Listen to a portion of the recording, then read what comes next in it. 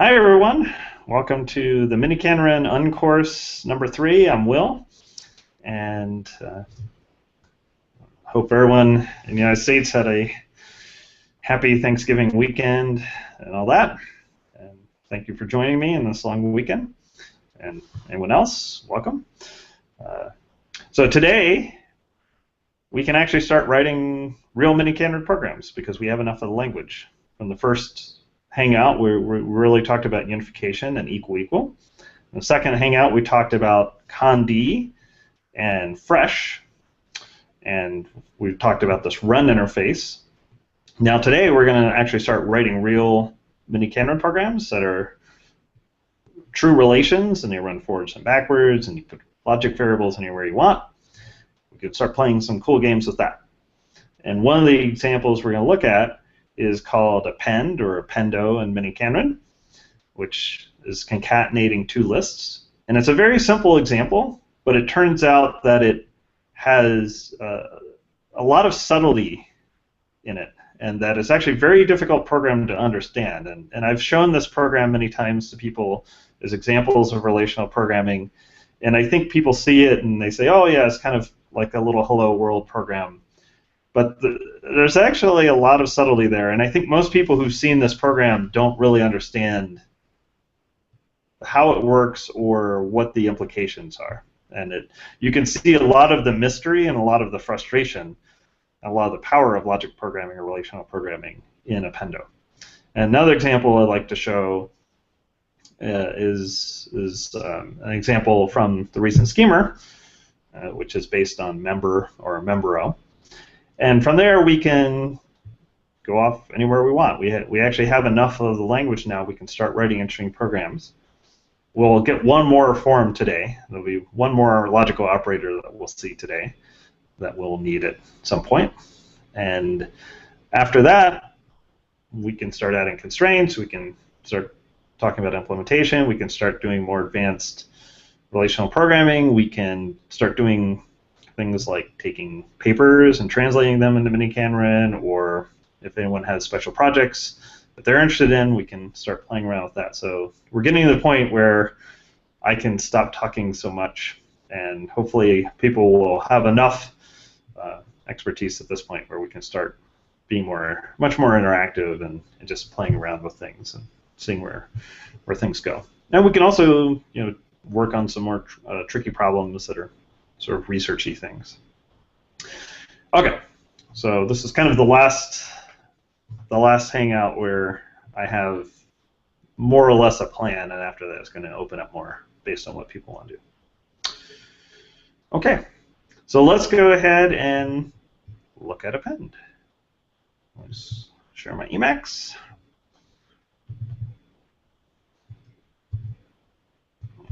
Let's see if I can make this bigger.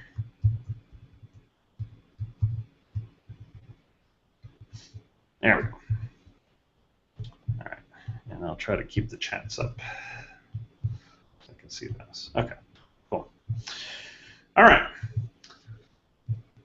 So append, also called concatenate.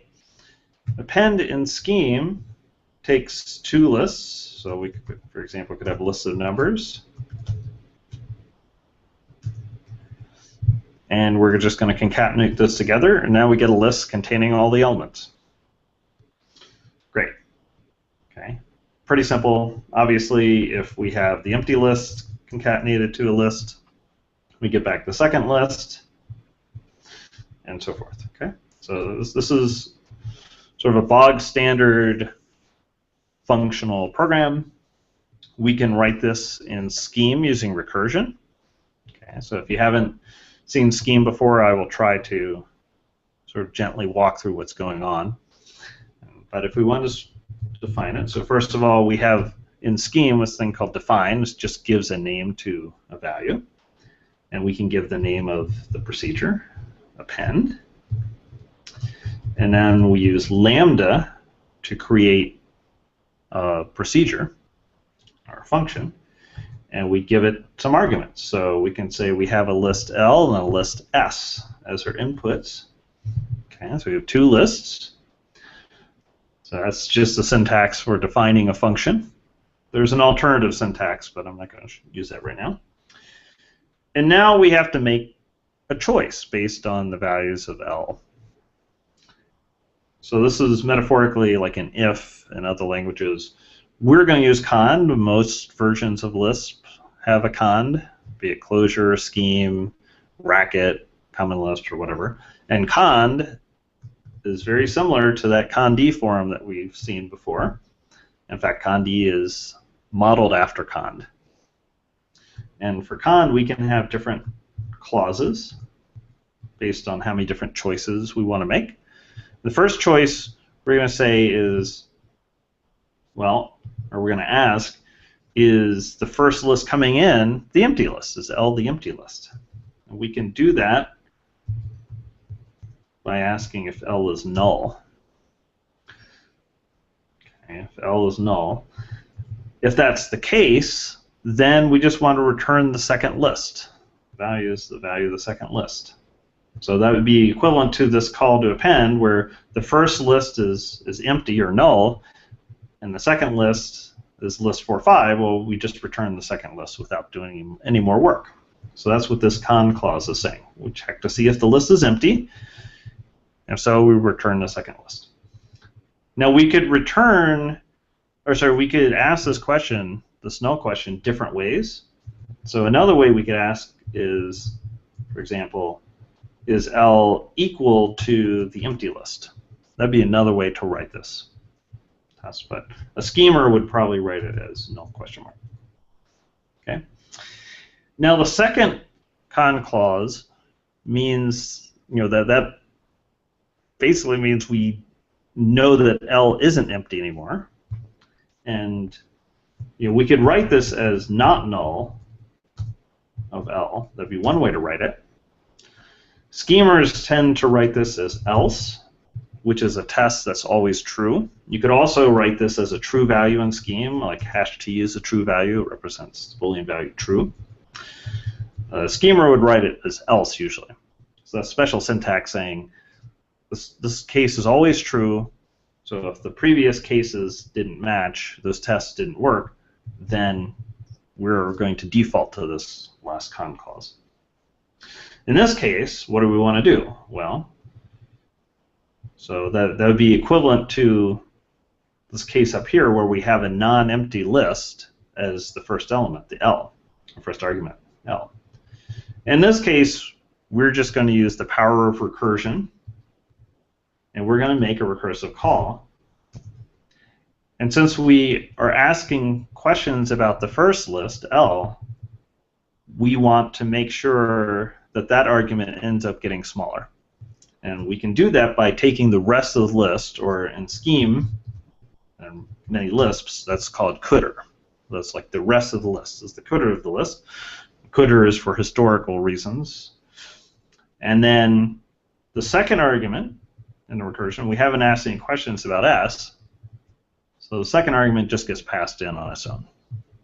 Okay, so that's the recursive call. We're making sure that our first argument L gets smaller so that we'll eventually hit the base case and our null test will succeed. We want to make sure that list keeps getting smaller until it's the empty list. Otherwise, the base case will never succeed and we'll be in an infinite recursion or an infinite loop. Now we can use this definition of append as it is. We can try this first test, and that works fine. If we try a test with a non-empty first list, we'll see that this definition doesn't quite work right. We still get back just the second list. And the problem is, even though we have our recursive call and our recursive call is correct, we need to do a little extra work. And the extra work is to recognize that we want to actually keep the elements in the first list around. So, for example, if we had the case where we're appending 3 to 4.5, okay, so we still want to recur on the rest of this list, which would be the empty list, but we also need to remember this element 3. We don't want to forget the 3. And the way to do that is to add 3 back to the list that we're constructing through the recursion. and we construct a list in Scheme using something called, or build up, add to the front of a list using something called cons. It's a list constructor. So we can cons the first thing in L to the result of the recursion. And to get the first element of a list, we use something called car. So car gives us the first thing in the list, cdr gives us the rest of the list. Okay. Now, if you've never seen functional programming before, if you've never written recursive programs, this might be a little unusual. If so, I suggest you look at one of the many tutorials or books or courses on Scheme or other resources on functional programming. Syntactically, this would look different in other functional languages like ML or Haskell, but the ideas are very similar in all of these. You know, we have a list. We want to be able to take the first element of it, take the rest of the list. We have a recursion. In the recursion, the first element, the first argument, that list has to get smaller. We have to have a base case where the first list is empty. All those aspects are going to be the same in any functional language. And it doesn't have to be a functional language. You could do something similar in a language like Java as well. Okay. So this is just the recursive definition of append. Let's see if this actually works. Okay, it seems to work. One thing I did that I didn't really mention is I've actually redefined append. In Scheme, you can redefine operators. So I overwrote the built-in append, but our new append seems to behave identically to the old append.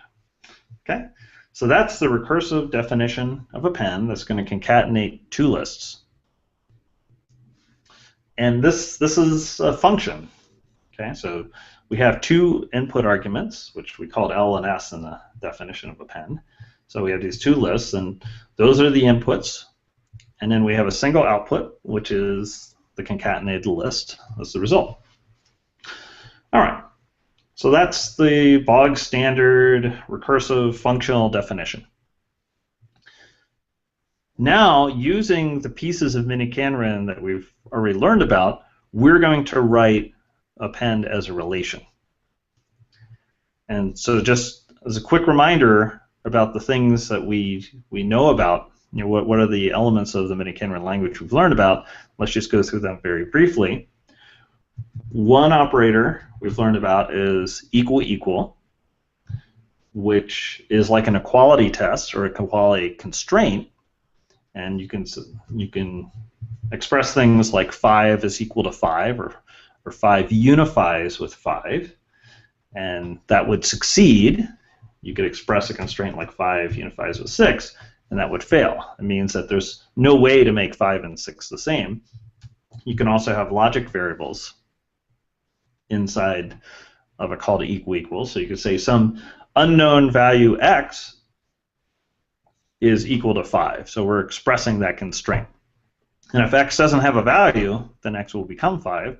If x already has a value, then this will succeed if and only if x is already 5. If x is some other value, then it will fail. Okay, so that's equal equal. And you can also use equal equal on lists, things like that. It doesn't have to be single atomic values or variables. And of course, you can also do things like build up lists that contain variables.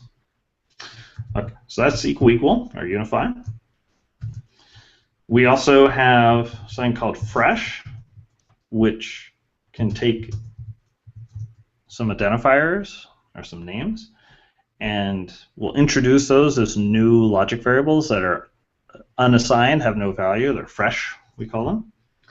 And then the body of the fresh, you can have other miniKanren expressions. The technical term for things like equal equal and fresh are these are goal constructors. Goal constructors. But that probably won't make too much sense until we look at the implementation. Anyway, sometimes I'll call these as equal equal something to be a goal. It's not technically correct, the result of the call to equal equal is a goal, but sometimes I blur that distinction. So we can now write things like 5 unifies with x, y unifies with x. Okay, so in a fresh, we're allowed to have any number of goal expressions, at least as long as we have at least one.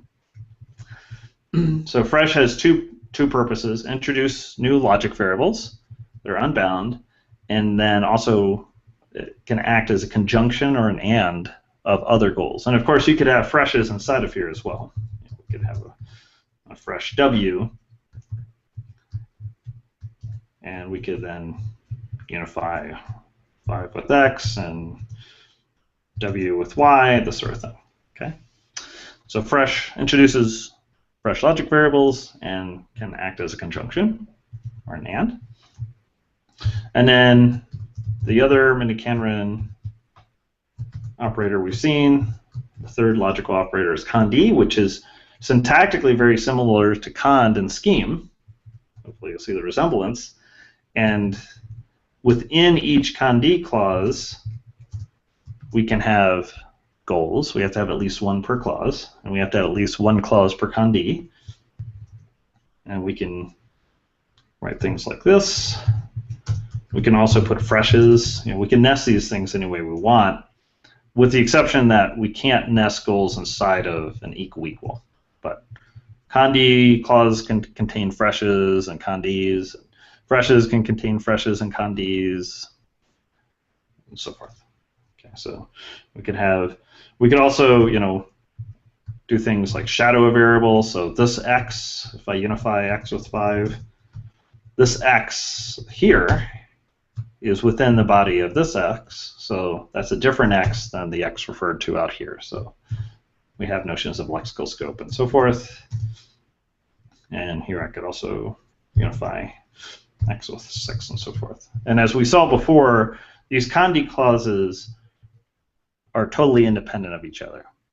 Okay, you can think of this as each cond clause exists in its own universe, or you're spawning off, the computer is spawning off a separate process for each cond clause, and they're never, these processes are never able to communicate with each other, so forth. Okay. All right. So those are the three operators, and then the last thing that we've seen is run. So here's just a very simple run expression, and run is the interface between scheme and miniKanren. This q is a fresh logic variable, that's what we call the query variable. Metaphorically, there's a fresh inside of the run that's making q a new fresh variable, and then the body of the run also metaphorically is fresh, so we can have more than one goal inside of the body of the run. We're asking for one answer in this case, and since q is a query variable, what we're really asking is, what is the value of q after trying all of these goals in a conjunction or an and? Okay, and in this case, q would be bound to 5. We can ask for more than one answer, 2 answers in this case, but there's only one answer to be had, so we only get one back. And run star asks for all the possible answers. Once again, we only have one answer, because any program that doesn't involve a cond can have at most one answer. Of course, we can have fewer than one answer. If we try unifying 6 and 7, that will fail. And now we get back the empty list, saying that there are no answers, or sometimes we call this representing failure with the empty list. Okay, so that's the quick recap of miniKanren. Now let's use what we've learned to try to turn append into a relation instead of a function. Split the screen here so I can see append. All right. By long-standing convention, we are going to name our relation appendo. We're going to add an O to the end. And there's a long story behind that. It's not very long, but anyway, that's convention right now. And it's the convention we use in all our papers and in the book and so forth. It serves one important feature, is that if you're mixing scheme code and miniKanren code, or if you're in Clojure, you're mixing regular Clojure code with core logic code or whatever, if you see the end of the name has an O on it, that's a good sign that this is a relation, not a function. So in a world where you have relations and functions coexisting like append and appendo, you might want to use both in a program. So just this naming convention allows us to kind of avoid that problem. Obviously, a more software engineering solution is to use namespaces and modules and all that sort of thing. But this is just a convention that we find handy. Okay, so let's go ahead and define our own relation called appendo. Once again, it's going to be a function we create with lambda. Okay, so our relations, our miniKanren relations, are really our scheme functions. And let's see, now we're going to go ahead and use the same arguments we had before, L and S, but we also are going to have a third argument that's going to represent metaphorically the output of the append. So if we're thinking in terms of the append function, you know, with the call to append, we have two input arguments, L and S, and we get back, as a result of the appending, a new list. In the relational world, we're not going to return a list. Instead, we're going to have this last argument associated with or unified with the value of this list, 1, 2, 3, 4, 5 in this case. Okay, so instead of returning values, we associate values with the output. All right. And that's almost always the case. There's one type of miniKanren program that actually we'll see a little bit later today, where we don't add an output argument, and there are reasons for that also, but almost every case. The only time we normally don't add at least one output argument would be if we're trying to model a predicate in scheme. A predicate is something that's going to return a Boolean value, either true or false. And in that case, we can actually use either the failure of the goal to represent false or success of the goal to represent true. And we'll see an example of that in a bit. But normally, for most functions, you're going to have an output argument that you have. All right. So let's see what else we do in append. Well, we had a con. We're making a choice. So we better make a choice down here. And instead of con, we're going to have con D. Okay. Okay. Well, now you can see where con D came from. How many con D clauses are we going to have? Well, we had 2 con clauses, so let's try doing 2 con D clauses. Now that rule is a little less hard and fast because sometimes the miniKanren relation will have fewer con D clauses, and we'll see an example of that later today.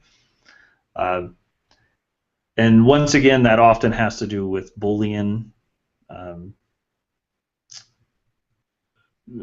predicates that in cases where we know we're going to return false, sometimes we can just remove the clause and have the goal fail instead. Okay, but for right now, we're just going to ignore that detail. All right.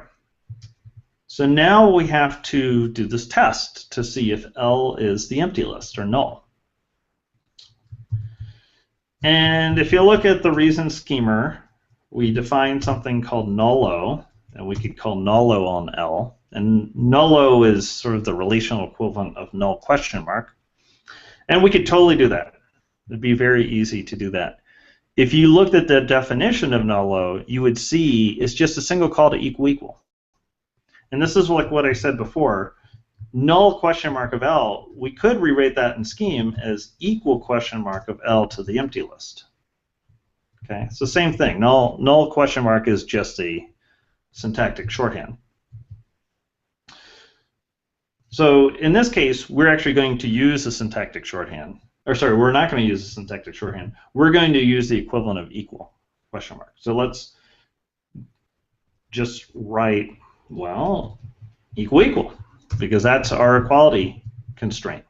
right? So whenever we're thinking we're going to write something like equal question mark, instead we're going to write equal equal.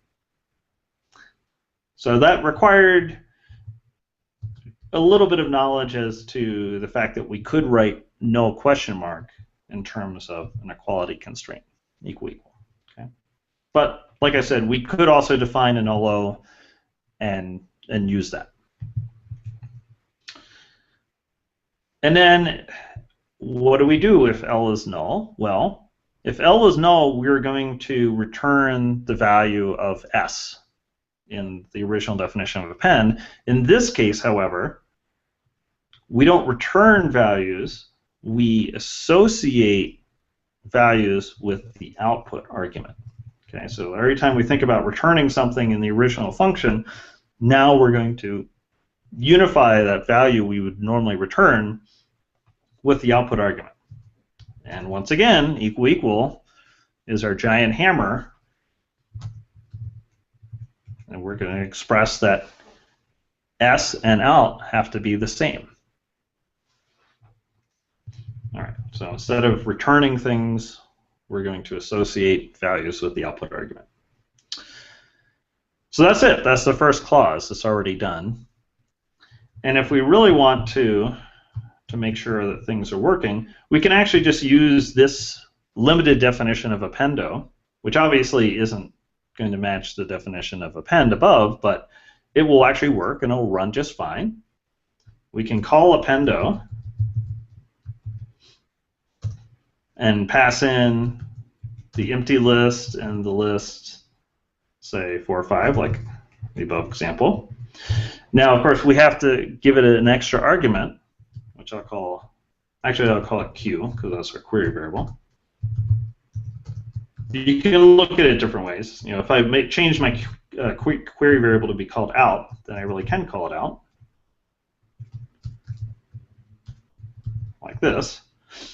Okay, and now I can actually run it, and I get 4 or 5, which is the correct answer. I could even do a run star asking for all the answers, and I get back 4 or 5, which is correct. Okay, so now of course if I try this on a different list for my first argument, okay, now my first argument is not empty. L is not empty, and well, my Condi clause isn't going to match anymore. Of course, here I'm asserting that L is the empty list, or L is null. So if I try running it, I'll get back the empty list. It's going to have no answer, or it's just going to fail. So we have an incomplete definition of appendo, but the point is we actually can already start testing it one clause at a time. Okay, and if you're writing miniKanren goals, or sorry, miniKanren relations, especially if you're starting out, you might actually want to try that. You might want to write one clause, make sure that works, add another clause, make sure that works, and you could write little test cases for it. Okay, so we have an incomplete definition of appendo, so let's try using the second clause. I'll try adding the second clause. And this is equivalent to the else clause above, and this definition of append, the function. Okay, so what does else really mean? I said before that else is a test that is always true. So that we could have written #t just as easily, and in some versions of Lisp you actually do write something like t for true. So metaphorically, this is just a test that's always correct. In miniKanren, we could sort of simulate this by writing some call to equal equal, for example, that always succeeds. So we could unify 5 with 5, for example. We know that will always be true, and therefore the call to equal equal will succeed. Okay, and in fact, what we could do is we could abstract over that and have something like an else-o goal. If this is else, then we could have something like else-o, which is a goal that always succeeds, and else-o could just be bound to equal equal 5, 5. We could also call this succeed. The idea here is that this is just some goal that always succeeds. There's no chance that it will fail. And in the reason schema, we actually do use this. We have something called #s, which is a goal that always succeeds, which is written succeed. You type it in the succeed in scheme. So this is a goal that always succeeds, and the reason we had this succeed thing is to try to model the else in the cond. It turns out, though, it's not really necessary in miniKanren. Why isn't it necessary? Well, it's not necessary because cond behaves very differently than cond. In cond, the clauses are tried in order, top to bottom. The test in a clause is tried, and if the test succeeds, then the result of the cond is whatever the value of the expression on the right-hand side of the clause is. Otherwise, you go to the next clause and then try the test there. And then finally, else, which can only appear in the last clause in a cond, is a test that's always true. So we have this top-down sequential notion of what cond is. Cond E, however, is different. In fact, the E stands for every. We're going to try every single clause, metaphorically, independently of each other. So there's no reason to have something like an else here. It just doesn't make sense, or an also, because it's not like this clause is only being tried if the first clause fails. No, this clause is going to be tried regardless of whether the first clause succeeded or failed. Okay, so there is no point of having an else. So we can just ignore it. That part of it just goes away. You don't really need an else ever in miniKanren for cond E. Now it turns out that, so that's a nice benefit. You don't have to worry about the sequential ordering or the else and things like that. Everything just kind of happens correctly, as long as you really do want your clauses to be independent of each other. The hard part in relational programming, or pure relational programming, is actually when you want the clauses to interact with each other in some ways. Like you want this clause, the second clause, only to succeed if the first clause fails. That's where it gets trickier. And that's where a lot of the fun of relational programming comes in, let's say. But metaphorically, like we don't want an else here. Okay. The other thing you could think about is, what does else really mean? You know, even if we say else is #t, well, what does that really mean?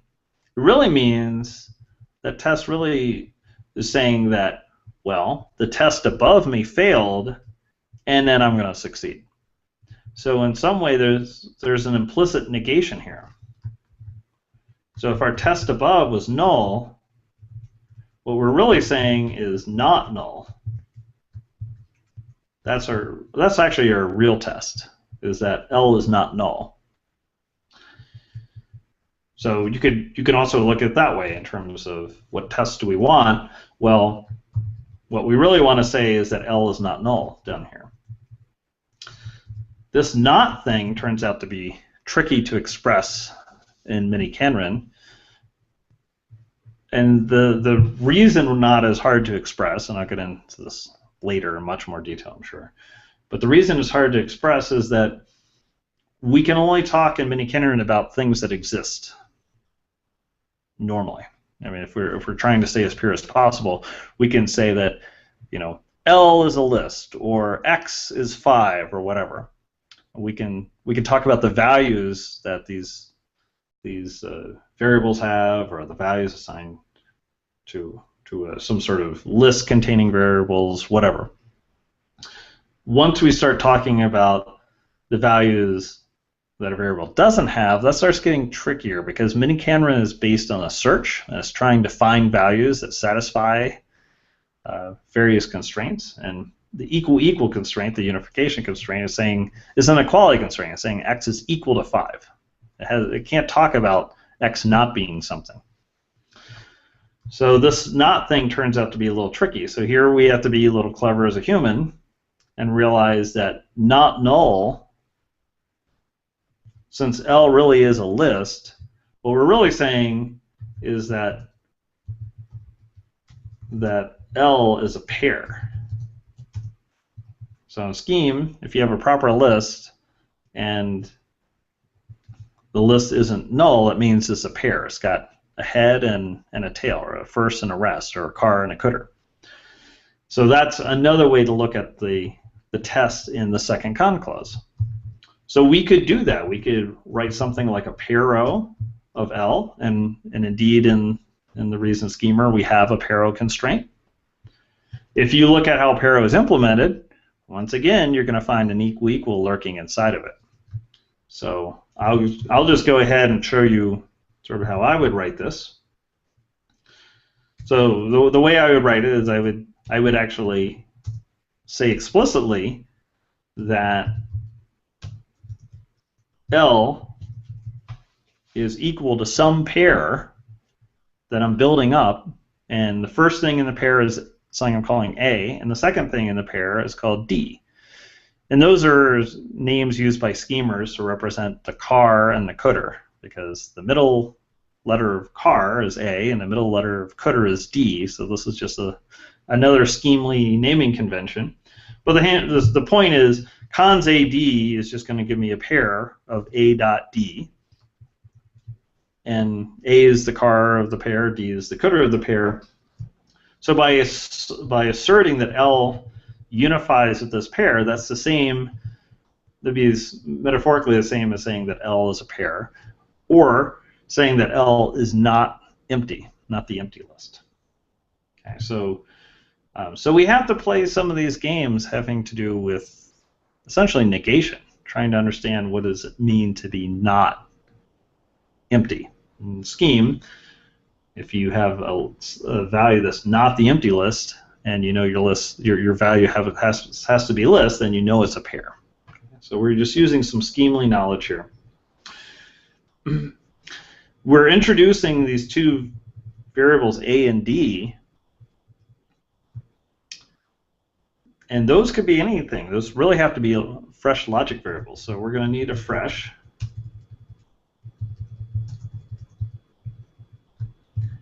And that means that this call to equal or unification has to happen inside the body of the fresh. Okay. So that really is the equivalent of this test up front. Okay, so metaphorically, this test is pair question mark of L, or not null of L. Okay, even though as schemers we tend to write it as else.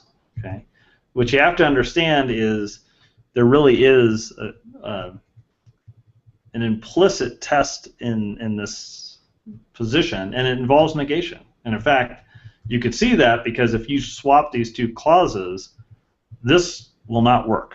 This code won't work. And in fact, if I replace else with #t, the code still won't work. It will be incorrect. Because our test for the base case will happen after the recursive call. So this thing will eventually try to take the car and cdr of an empty list and give you an error. So this code will work if we say something like not null of L as our test. Then this definition of append actually does work. But we have to have an explicit test here. Or we could say pair of L. Okay.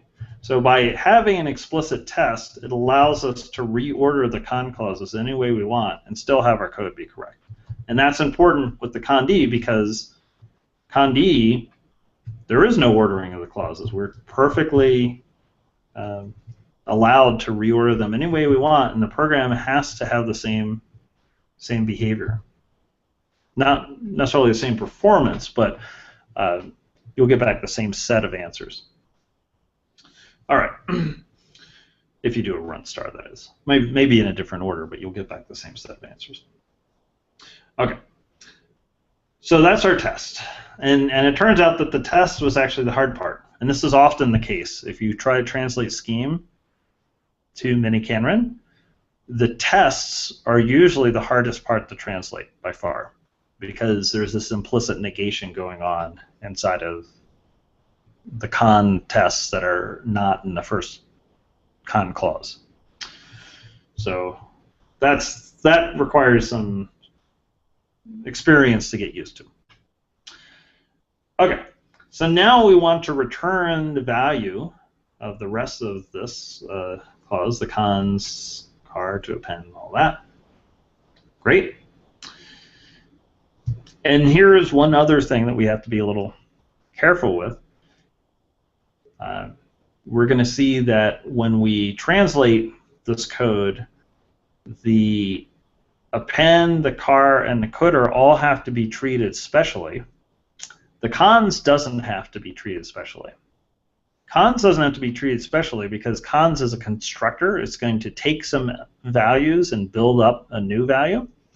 And cons, scheme's cons doesn't care if the value you hand it happens to be a logic variable. It's not going to look at the value. It's just going to build up a data structure containing the subparts. Okay, so when you're constructing values, be it a pair or a vector, well, better not use vectors in miniKanren. We'll talk about that later. But if you're in core logic, you want to build up all sorts of data structures that contain logic variables. That's fine. It's fine. You can just call the closure code for that generally.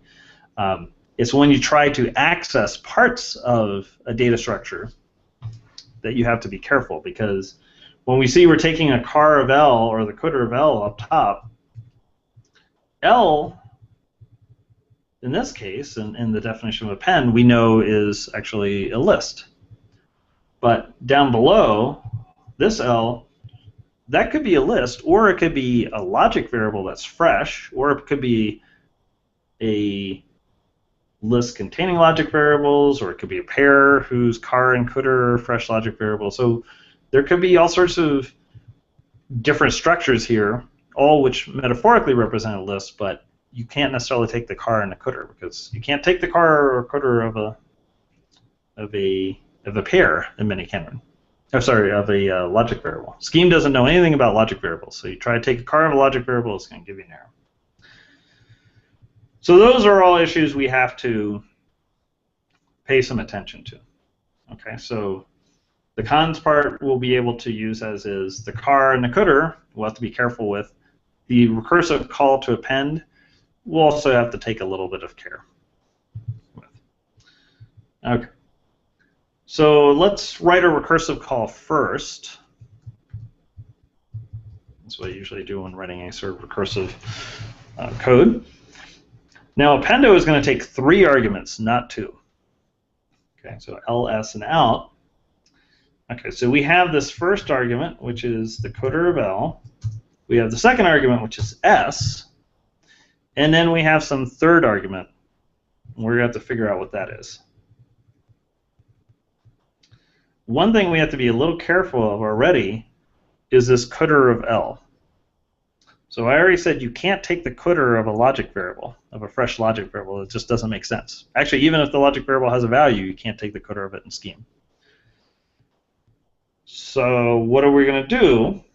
Well, in miniKanren, in the reason schemer, we have something called coutero, of course, just like we had nullo and conso and so forth. So we could make a call to coutero. However, once again, we're in the relational world now, not in the functional world. We have to be a little careful with this, because coutero isn't going to return a value. Just coulter would return the value of the coulter of a pair. Coutero, though, is going to associate the coulter of L with some other value, some output value to coutero, just like we have an output value to appendo. So we have this extra argument to coutero, but it's not returning a value that's useful. So since it's not returning a value that's useful, and we're going to actually need D, which is the coulter of the list, what we actually have to do is pull out the coutero outside the appendo, and then use D as the argument. Okay, so we want, up top, we want the coulter of L. We want the rest of the list, L. Okay, and coulter of L returns an actual value. Down here, coutero doesn't return a useful value. Instead, it's going to associate the coulter of L with the second argument, D. And we're going to have to put in a D as our new argument to appendo. So we have an extra level of indirection. We have to pull out the coulter call, basically. Okay, we have to pull out the coulter. And well, one question. Sure. Does the coutero has an implied fresh because I mean you're already associating the D in the cons with A. No, I think yeah. That's right. So that's a good Well, question. So at basically, least that's the way I understand it. You're already associating the D with the A in the cons with the double equals. So since it's already bound, I don't think you can use it. You need an imply fresh or a fresh for any variable, if I'm uh, correct. that's a good question. Well, okay. So it turns out there are no implicit freshes anywhere in miniKanren unless you use the pattern matching syntax called matchy. Okay. What this means is that D is going to be involved in two different unifications. Okay. And that's fine as long as D gets the same value each time. In this case, it actually will. So this code is redundant. It's not wrong. Okay. Okay. So, but you're right. Like it turns out that if you're unifying L with the cons of AD, you don't really need this Kotaro. It's redundant. And in fact, we can actually just get rid of it. Because if you look at the definition of Kotaro, what do you think is inside the Kotaro? Well, you're just unifying something with the cons that has a D in it. So, once again, Konzo, Kotaro, Karo, Nullo, these are just little simple functions or helpers that expand, or sorry, that result in calls to equal equal. So the moral of the story is that equal equal is this giant, very powerful tool we have, and it's good because it's basically the only tool we have. It's the only constraint we have right now. So you can do the equivalent of Kotaro just with a single call to unification. So if we want to take the Kotaro of L, we can just unify L with cons AD, and not only does that give us the Kotaro of L, it also gives us the car of L. Okay, so it means that A is going to be the car of L, and D is going to be the Kotaro of L. And so we can see that originally we had this cons of car of L. Well, we could have caro of L be A, but that's exactly the same as this A we're going to get from unifying L with cons. So it turns out that the caro and Kotaro helpers are totally unnecessary. You can do everything just with equal equal. Okay. So follow-up question. So there's something that you said that in this case it will work if you put the Kudro on the after the cons because both of them get the same value. But is there any rules or things that we should look out for if we're going to use Kudro? Because if we're So it works in the same way that this code works. okay. Right? So in miniKanren, if you have duplicate constraints, it's fine. Doesn't matter Okay. because that information is consistent. Remember, we're talking about consistency with respect to a set of constraints. Okay. So it's consistent in the same way that you could ask, if in Scheme I could write some code that asked if 5 is equal to x, and if so, if I immediately ask if 5 equal to x again, well then I know it's going to be true, unless x was set banged or something. So we can have duplicate constraints. It doesn't hurt anything. It's not necessary, but it doesn't hurt anything. So we could write caro of L as A, and we could write Kotaro of L as D, and still keep this cons, and it would unification with cons, and that would be fine. It'd be Okay. redundant, but it would work. Okay. Okay. Good question. Okay, so we don't have to use Kotaro and Kotaro. The way I would write it is just with this cons. Okay, so that's the equivalent of the car and the Kotaro. We have this appendo call. We don't know what's going in this last position yet, but we also know that we're going to con something up, right? So that's what we have here. We're actually returning the result of the cons. Okay, and remember, every time we think of returning, that means what we're really doing in the relational world is unifying the value without. So we're going to unify without the result of a cons. This cons up here. And like I said, you really can use cons because cons is a constructor, not a destructor. It's building up values, not tearing them apart. So therefore, it's fine. You can have logic variables anywhere you want inside the cons. It's not going to cause any problems. because cons doesn't look at the values, it just puts them together and gives you a new value back.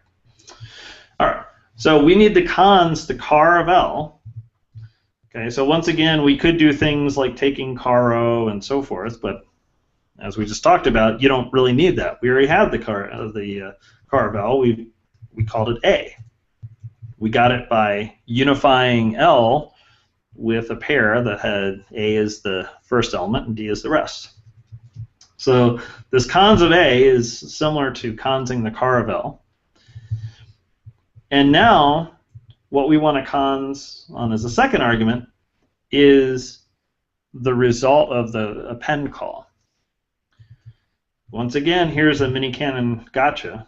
I mean, you really do see almost all of the gotchas with miniKanren in this example, and I'm going into it in some detail, so hopefully this doesn't seem too overwhelming.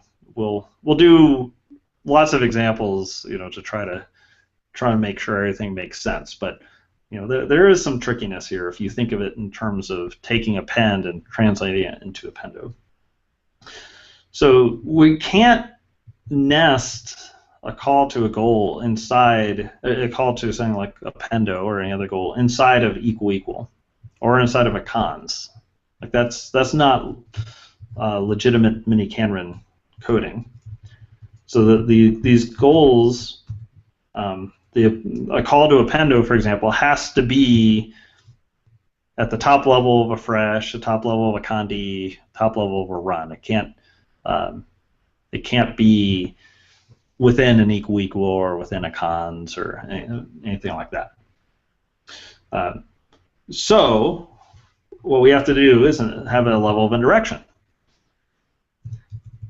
We know that appendo D of S is going to return some result. I don't know, let's call it res, standing for result.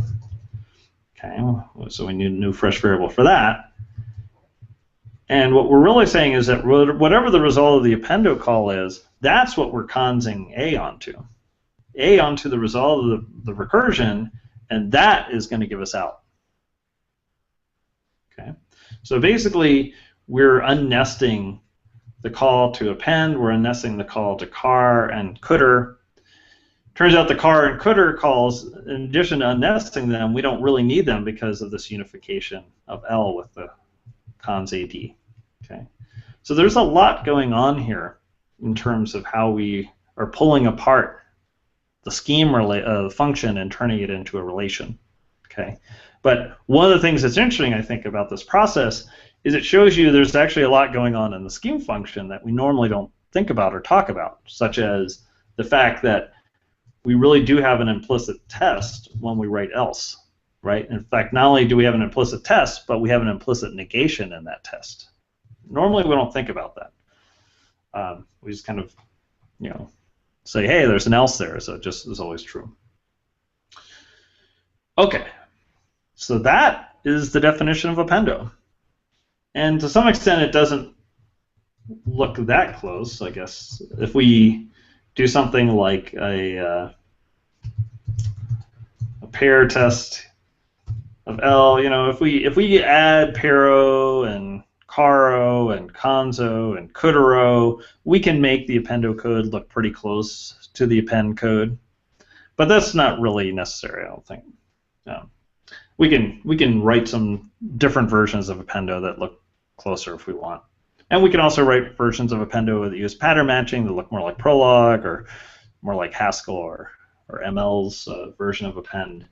But those are just sort of syntactic things. Really what's happening is that we have these calls to equal or unification.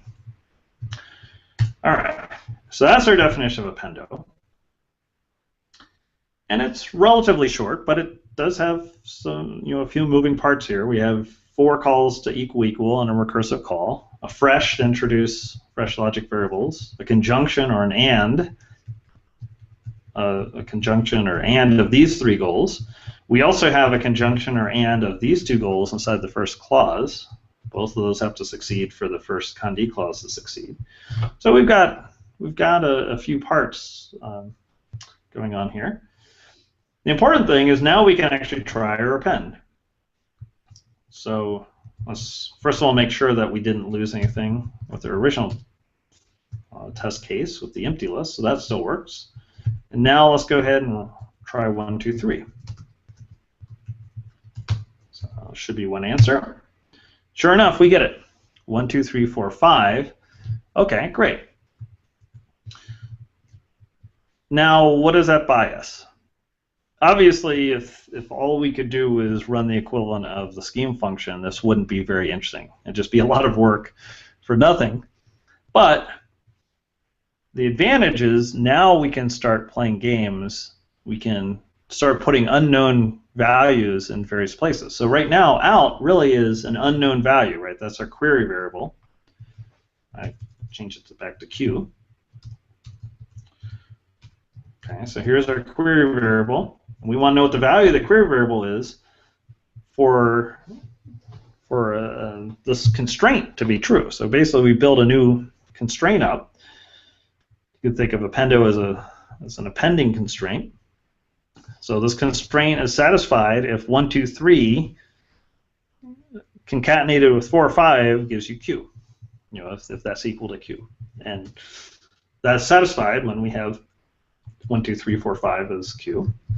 We can go ahead and feed in Q, that value of Q as an extra argument, as the third argument, and now we can see if these three arguments together are consistent, basically. So we're doing a consistency check when we don't have any variables, when everything is what we call ground. Okay, none of the lists, none of the arguments have fresh variables anymore, or logic variables that are not associated with values yet.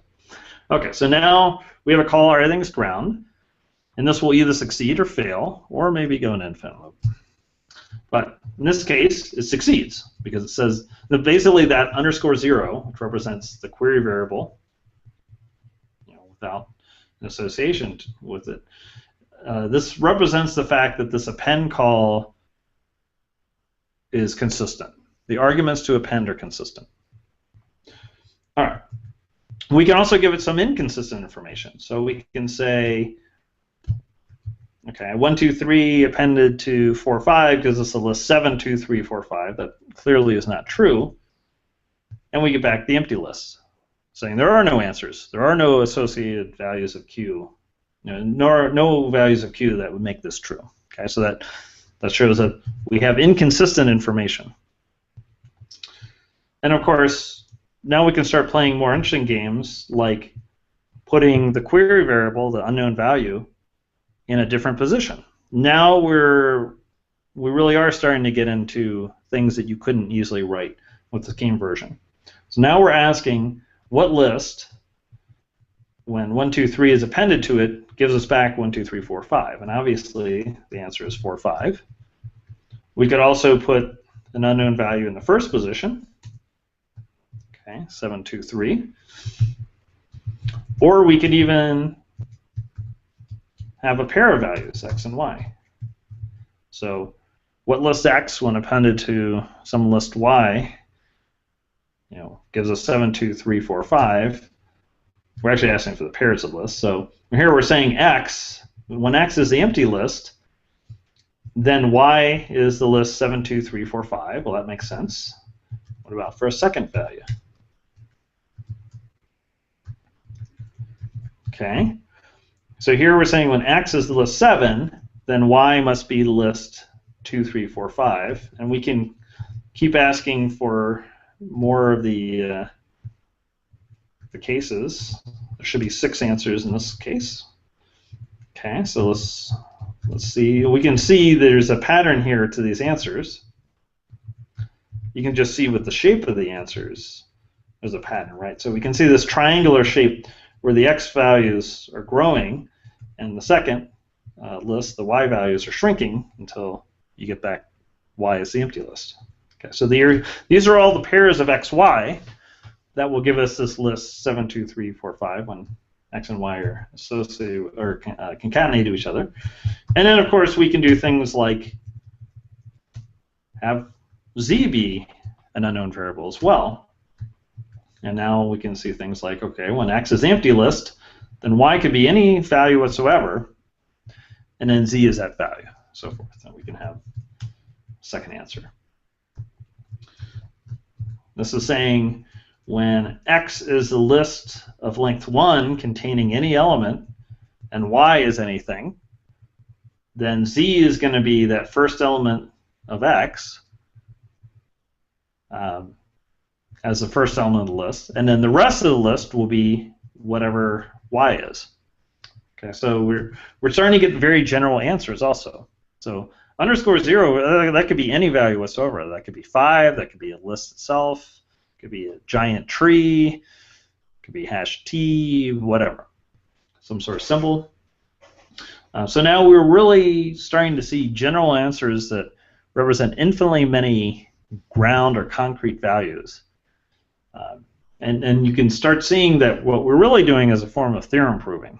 We're getting very general answers back. We're proving theorems about these programs, and our queries really are calls to a theorem prover in a very real sense. Okay, so this is a type of theorem proving that we're starting to get into, and we can start proving things about infinitely many values that we wouldn't be able to do with just the scheme version. Okay, so that's already pretty interesting. Now let's try showing some fun behavior here. Okay, so let's say we just want to append X and Y to get 1, 2, 3, and there are 3 values. This is similar to what we've seen before. So X could be the empty list, and Y is 1, 2, 3. Or X could be list containing 1, Y is 2, 3. X could be list 1, 2, and Y is list 3, so forth. Okay. There are only 3 values. Or no, sorry, actually there are 4 values. Yeah, because an off by 1 error. Even though this output list is length 3, we have to have one more output, or one more case, right, when we have the empty list as X. So easy to get an off by 1 error there. Okay, so there are 4 answers. The question is, what happens if we ask for a 5th answer?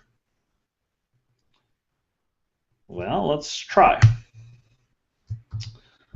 Uh-oh. Well, that seems to be taking a long time. It's much slower than the other ones. So let's go ahead and quit that. And let's go back and look at our definition of appendo. See if we can figure out what's going on. Well, if I look at this definition, one thing sticks out. I have a recursive call here that doesn't occur in the last position of the fresh. Okay. And if I move the appendo call to the end, if I take the same query we had before, now it actually terminates. Okay, a run 5 or a run star, which represents all the answers. I get back those 4 answers and nothing more, and it comes back and it terminates. The query finishes. That is a proof that there are only 4 answers. Okay, that's a very powerful result. Once again, we should start thinking about this in terms of theorem proving. We've proved mathematically that there are only 4 possible values, 4 possible assignments to X and Y that will, when X is appended to Y, give us back 1, 2, 3 in this definition of appendo. Okay, so it's very nice proof. The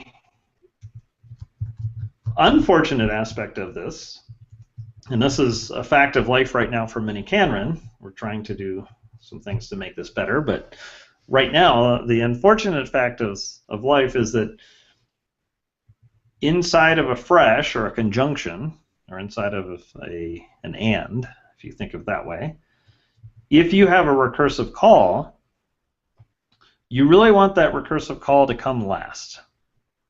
And that has to do with how miniKanren is implemented.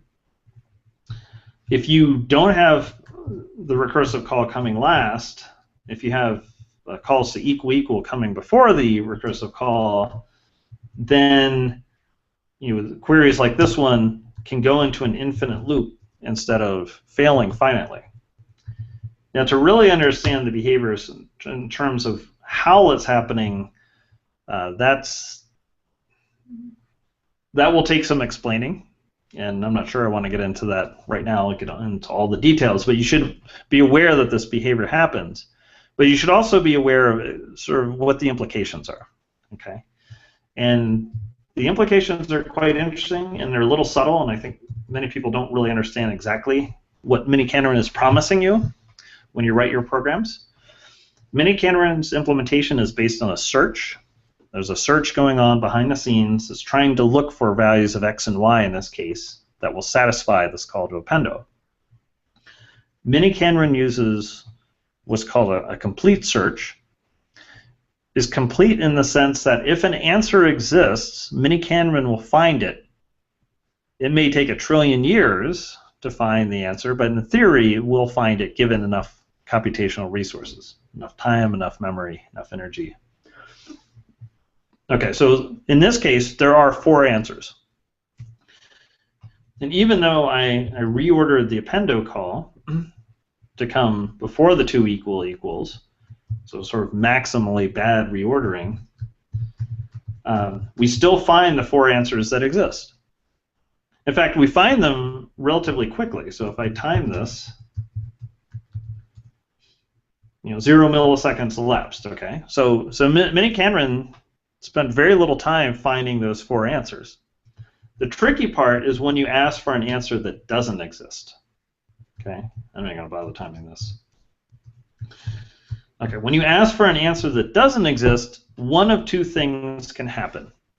Either miniKanren will be able to prove that no such answer can possibly exist, and then what will return, just give you back some list of some length, or miniKanren won't be able to prove that no such answer exists, and will keep searching forever trying to find an answer for you.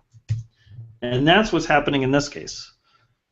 miniKanren, we asked miniKanren to ask for a 5th answer, even though only 4 of the answers exist. So miniKanren is going to spend forever trying to find the 5th answer that we asked it for. It's sort of like asking a question of a genie, right? Beware of what you ask for. So the difference between the 2 orderings here with the goals, when we put the appendo at the end, the difference really is whether or not miniKanren will be able to prove that no 5th answer exists. In this case, it can with this ordering. And it comes back with a list of only 4 answers. All right? So when we say miniKanren search is complete, what we mean is that if an answer exists, miniKanren will find it. But that doesn't mean that if an answer doesn't exist, miniKanren will be able to prove to you it doesn't exist. miniKanren could either prove it doesn't exist and come back, or it could go in an infinite loop and spend forever trying to look for an answer that doesn't exist. Okay. So this is one of the tricky aspects of miniKanren programming. We've actually run into, I think, pretty much every tricky aspect of miniKanren programming with the append example. So the trickiness that we saw, one is there's some syntactic trickiness that you just have to get used to, and I think if you just write a few miniKanren programs, it gets much easier. And that's things like realizing that a call to appendo has to be pulled outside of an equal, things like that. So there are just some syntactic restrictions you have to understand how to get around. That's fairly straightforward. That's very mechanical. Another thing to try to realize is that there's this notion of negation that pops up a lot in scheme programs, and we kind of don't pay attention to it because for example, contests have implicit negations all over the place. When you're living in miniKanren world, you have to pay attention to those negations. And in fact, negations are very tricky to implement. We have sort of limited forms of negation, but if you want true full negation in this model, you have to start doing things that aren't really pure. So negation is something that's tricky. And then we have this aspect of you might ask for an answer that doesn't exist, and miniKanren might go in an infinite loop trying to prove that it doesn't exist.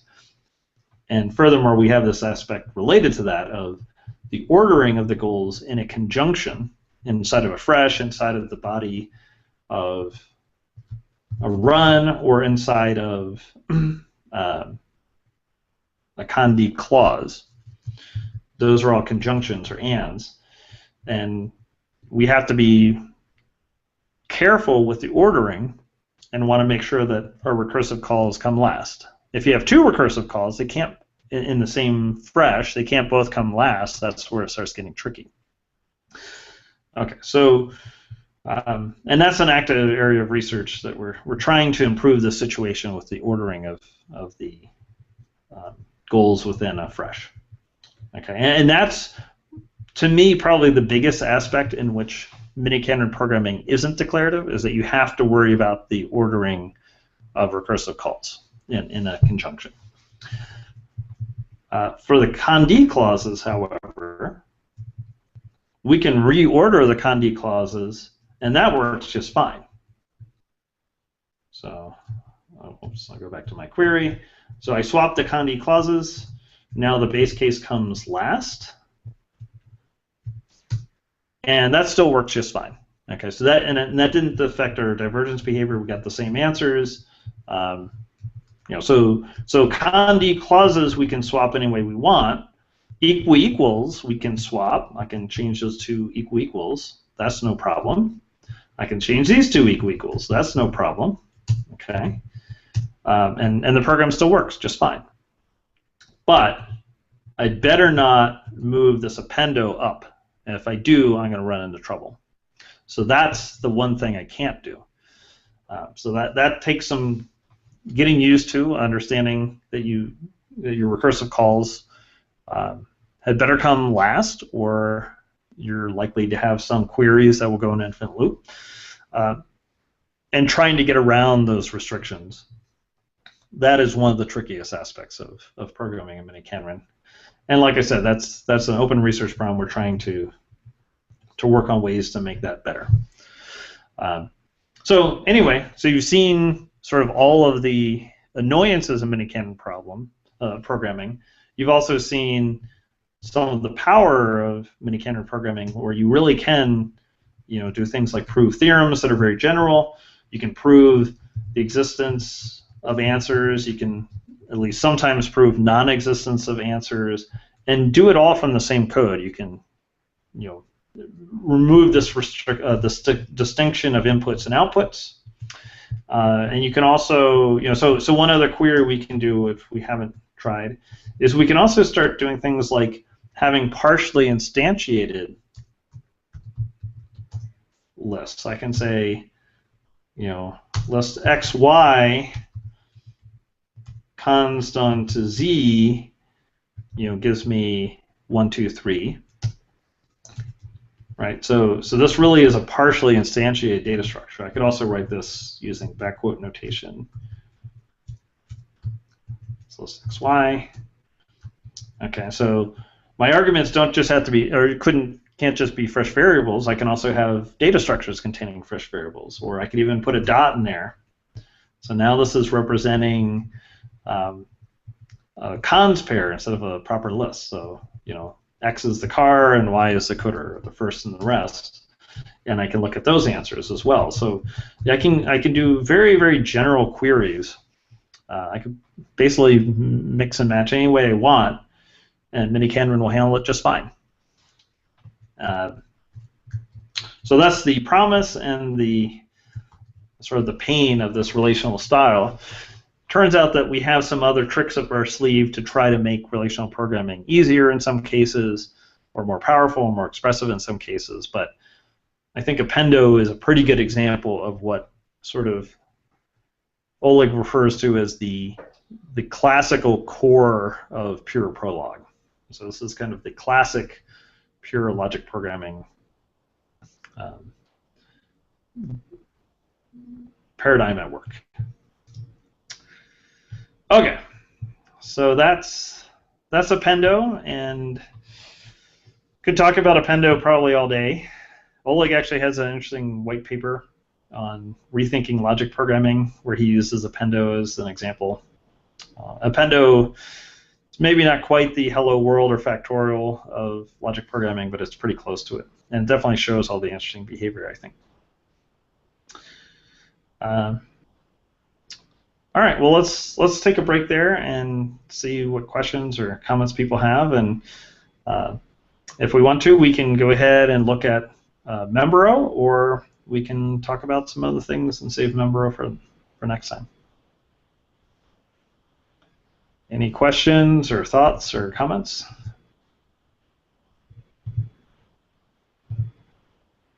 Nothing for me. I'm okay so far. All right.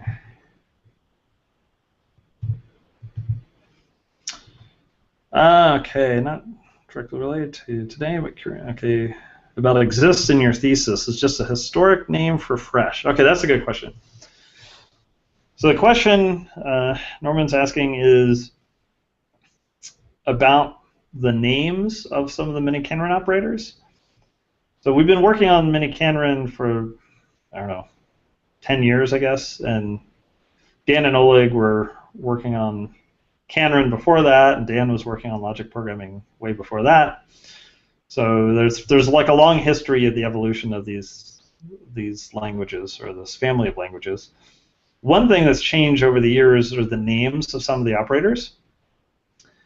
And if you read my dissertation, you'll see that I have an operator called exist, which is fresh. It's the same exact thing as fresh. So when we're using fresh, in some of the documentation or some of the papers, you might see it called exist instead. And they're kind of shaggy dog stories as to why we changed back and forth with the different names. Let's just say that if you see anything called Kandai, that's the same as Kandi. If you see something called All-I, that's like a fresh, nil, a fresh with no arguments. There are a couple versions that we've had at different times. If you see an exist, that's the same as fresh. Okay, unless you're looking at nominal logic programming, where fresh means something slightly different. It's introducing these nominal identifiers instead of regular fresh logic variables. So, unfortunately, in nominal logic, they have something else called fresh, which is a freshness constraint, which is a little different from the fresh form. So, trying to keep these names straight over time can be a little tricky. I think probably the easiest thing to do is, if you're ever confused, obviously you can ask me or someone else, but usually in every document we write, we have a little recap of miniKanren at the beginning of the document. So if you just look at the miniKanren refresher or whatever, or just the introduction of the forums, almost always is going to be completely clear from context. Like, and also just looking at the code. If you see something that looks like a fresh and it's just called exist, well, guess what? It's probably called fresh. One reason the two reasons we went away from exist. Oleg doesn't like the name exist apparently, because he thinks it gives sort of the wrong intuition about whether or not it's truly an existential variable from logic. But the other reason is that a new scheme standard came out while we were working on the books and papers, and that introduced an operator which used to be called or map, which would map a predicate over a list and return true if any of the elements in the list were satisfy this predicate. Anyway, so or map in R6RS was included in the standard, and they named it exist. Or is exist or exists? I forget. It's either, they may have a S at the name, at the end of the name. Anyway, so it got very confusing writing exist when, if you were one letter off, it actually was already a built-in scheme function that behaved completely differently. So we thought it was unfriendly to have that level of syntax error, one character away. So we changed the name back to fresh. Yeah. Okay. So if there are no other questions or comments, let's try doing something with member. And I know, Juan, you had a question about this from the book. So let's try doing another scheme function and translating that into miniKanren and see how that works. And we'll see a couple other aspects of writing miniKanren. A couple other things that we haven't quite touched on yet will pop up. And once again, there's a lot of detail here. I'm trying to show you kind of everything. We'll do more of these examples, and hopefully it'll become easier over time. But I realize that there's kind of a lot going on. Metaphorically, there's sort of a lot of things you have to look at slightly differently in miniKanren than you do in Scheme also. So I'm trying to not sweep those under the rug at the possible expense of making, throwing a lot of things at you at once. But I think with practice, all these things will become more clear. Okay. Let's do screen sharing. Yeah, and behind it's recorded, so we can go back and look at it. Like the appendo thing, right? I mean, it looks like this simple little silly program, right? But there's a lot going on, and one exercise worth trying, if you think you really understand everything, is try reordering the appendo a little bit, right? Try this ordering, and try to predict which queries will diverge when you use a run start, because not every query will diverge actually. It depends on the position of the appendo. It depends which arguments are ground and so forth. So, I think you actually have to have a fair amount of experience and intuition for how appendo works to really understand the implications of reordering the goals. And there's some other subtleties in appendo. I mean, appendo is a really subtle program actually. I think I mostly understand appendo after 10 years, but it's still got some surprises in it, I think. Probably has a lot more surprises than that, actually. Actually, I take it back. I don't understand appendo at all. I know. I mean, I understand it a tiny bit, but there's some other. Yeah, there's some other really cool tricks you can play with appendo that I just learned recently. Michael Ballantyne pointed out something to me. I'll show it to you when we start playing with interpreters, but you can do some really, really neat things with appendo. Once you have Quine generating interpreters and stuff like that, you can play some really bizarre tricks. But that's more advanced stuff. Anyway, let's just say that a simple looking program like appendo can have very, very deep, subtle aspects to it that really can keep surprising you after 10 years of doing logic programming. All right, but enough for appendo right now. Let's look at something else. Let's look at something that, in theory at least is simpler. Let's look at something like member. So Scheme has this thing called member, and you can say something like member 5 to list 3, 4, 5, 6, 7. And member will actually return if the first element you're looking up actually occurs in the list.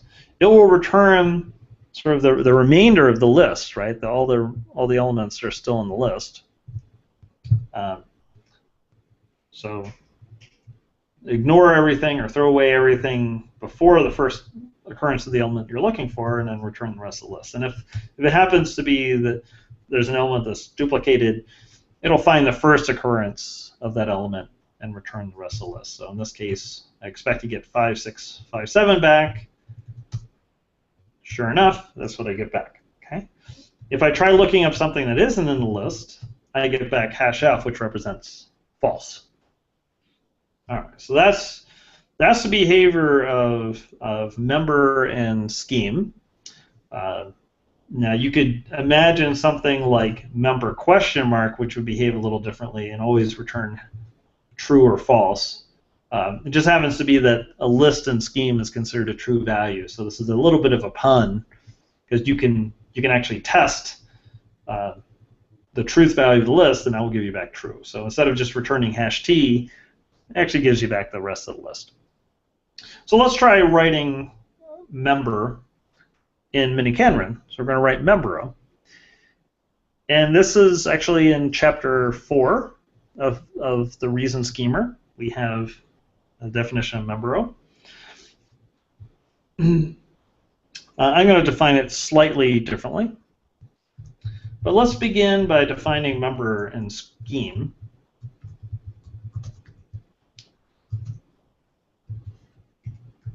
And we're going to take some element x and a list of values L. Obviously, we're going to have to make some choices. Have at least 2 clauses. Okay, so let's think about this. This is just writing simple recursive functions.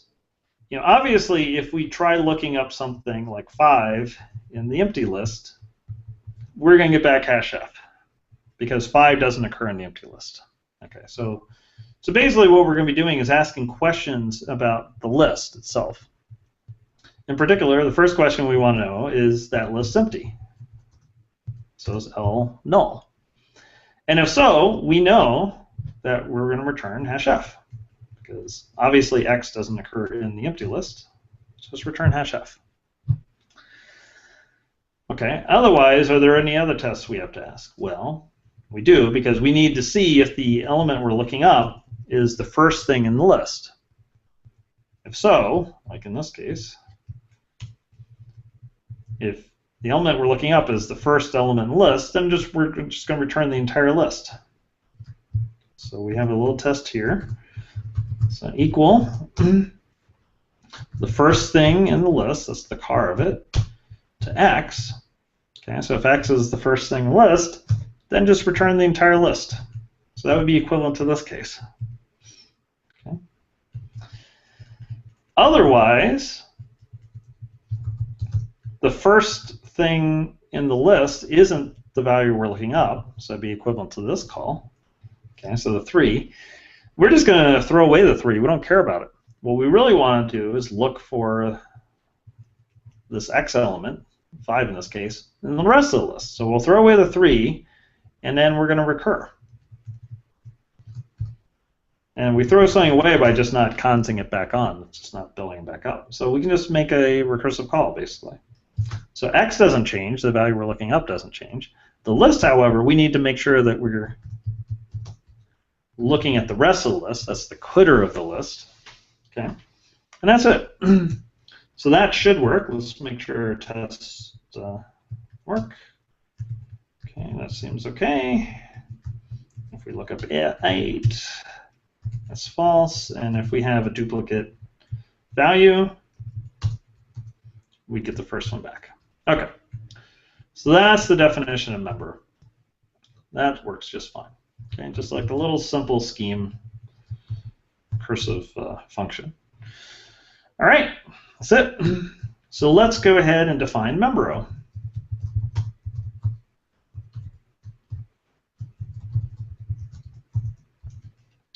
Now, we actually want to get answers back like these lists. We're not just returning true and false.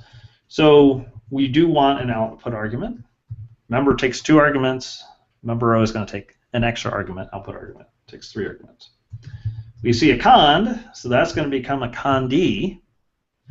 The cond has 3 clauses, so let's try having 3 clauses with our condee.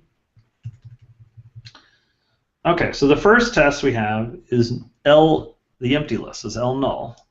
And like we said before, we could either do a nullo of L, which is what we do in the reason schemer, or we could just explicitly do a call to equal equal, which is what nullo would do anyway.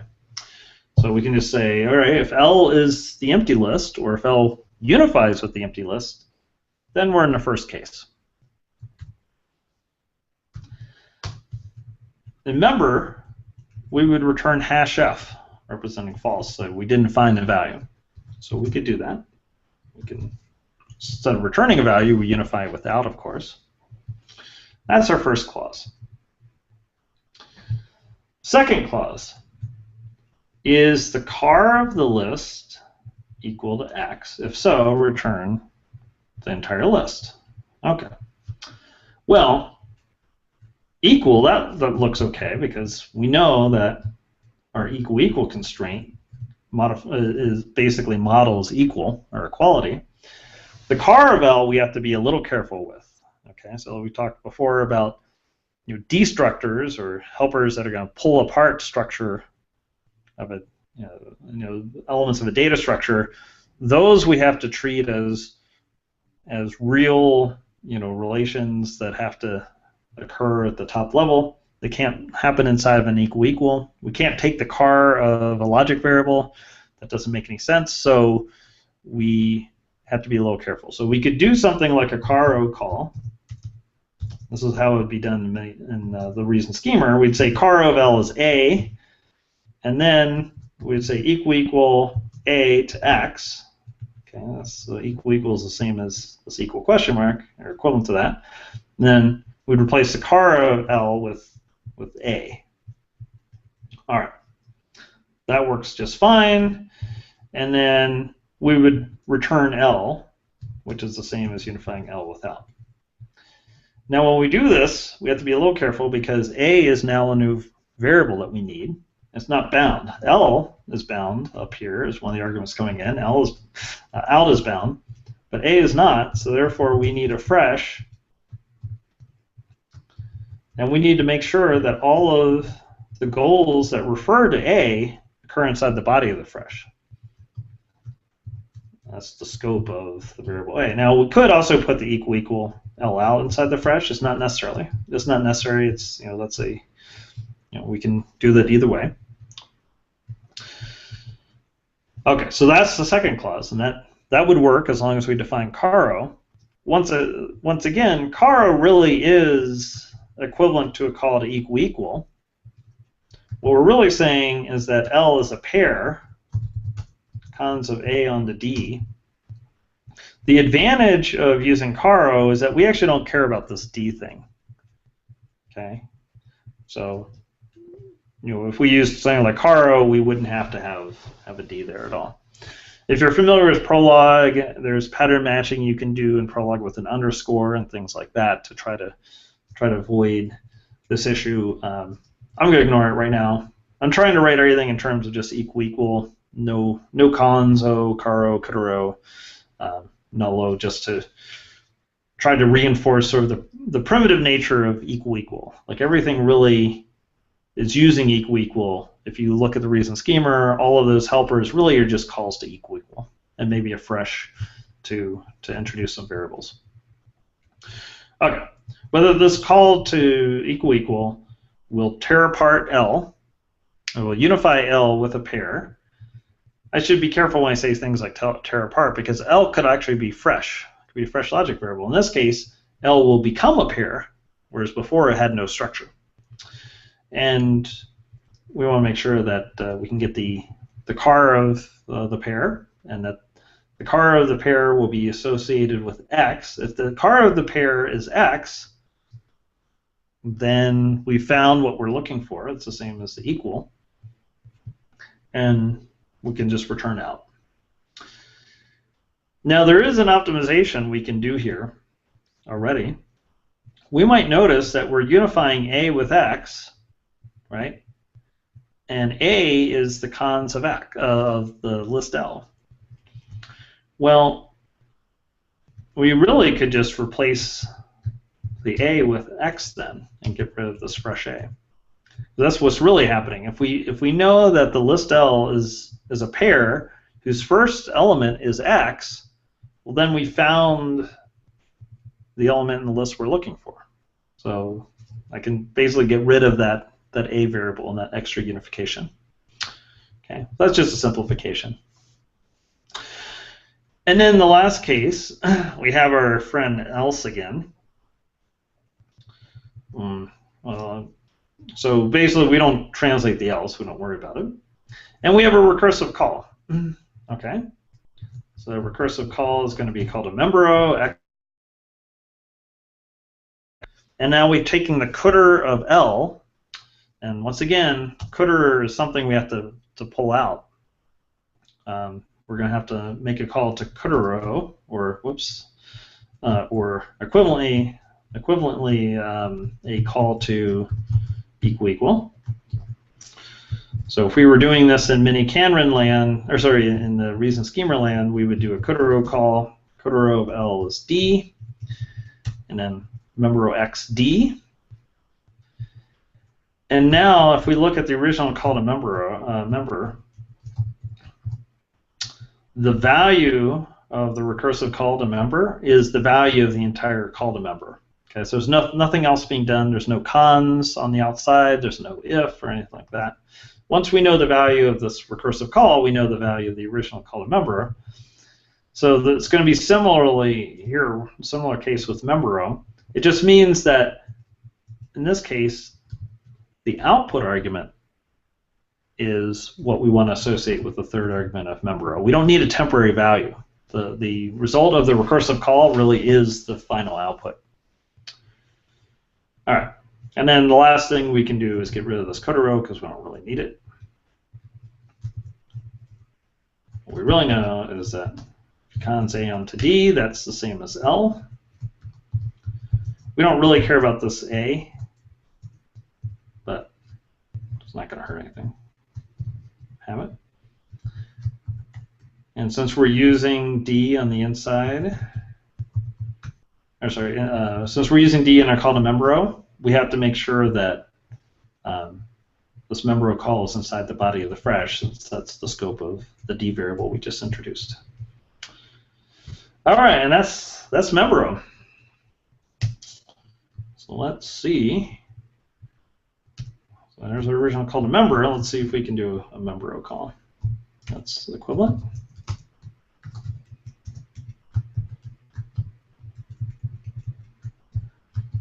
Need our query variable as the output. Hey, it seemed to work the same. See if there are any more answers. Nope. Oh, whoa. There are some more answers. Oh, that's interesting. That is really interesting. Okay, so let's try to figure out what's going on there. Very interesting. So let's try to figure out these three answers. Well, 5 occurs twice in this list. So if we ignored this first occurrence of 5, then 5, 7 actually would be a correct answer. But member row and scheme won't go past the first occurrence of X is looking for. So this is already a little different from the behavior in scheme. If we don't care about this, if we're happy with this behavior where we get back these two answers, that's fine. We can leave it as is, but I'm not super happy with that. The other thing we're seeing is this hash F answer, which would be the answer if this list were empty. So what's going on here with miniKanren? What's happening is that we have some overlap between the clauses. And it has to do with this negation thing. So if we go back and look at our original definition of member, so we have L is null is one test. We have the car of L being equal to X is another test. And then we have this else thing. Well, in order to take the car of L can't be empty. That's one of the rules of scheme. You're not allowed to take the car of the empty list. So there's really an implicit not null here. You know, if we were really to be pedantic about this, we would write the test out like this. Okay, and this would be the same as saying, you know, L has to be a pair, and the car of L has to be equal to X. Okay, so that's metaphorically what the test is for this clause. Now we have this else clause. What is it saying? Well, it's really saying that the first two tests are false. So it's saying and not null. Well, that's the first clause's test. And not this equal test.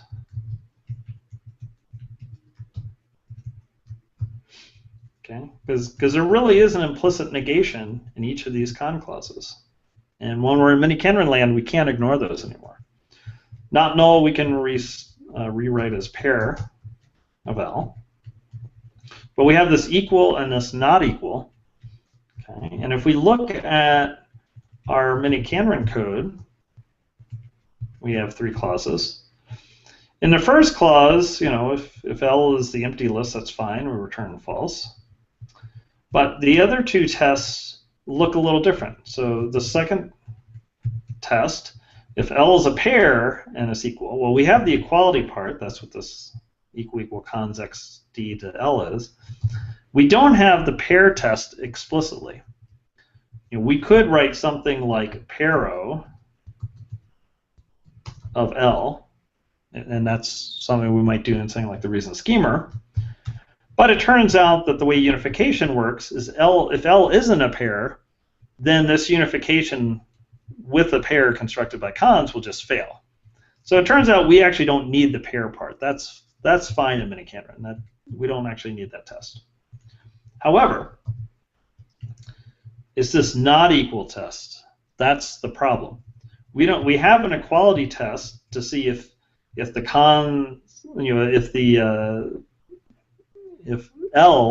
car of L happens to be equal to X, then we're going to do something. But we don't have the equivalent down here. We're not saying that the first thing in this list isn't equal to X. So that's really the part of this program we're missing. And if I could wave a magic wand and have a not equal, or not, something sort of the opposite of equal, I could say A and X have to be different from each other. So here, I'm metaphorically saying, well, not metaphorically, I can actually say this explicitly. That's what we were doing originally. I was saying A and X were the same. Here I'm saying A and X have to be different. Okay? So that would be equivalent to the not equal test above. And if I write it out explicitly, and it turns out miniKanren does have this constraint, it's called disequality constraint. Now if I do the query, I get back the single answer we would expect that would be equivalent to the scheme version. Okay, so I actually had to use this disequality constraint, which is a very limited form of negation, saying that the value of A and the value of X can never be exactly the same thing. And that's required to allow me to express the behavior of member to be equivalent to the behavior of scheme's member.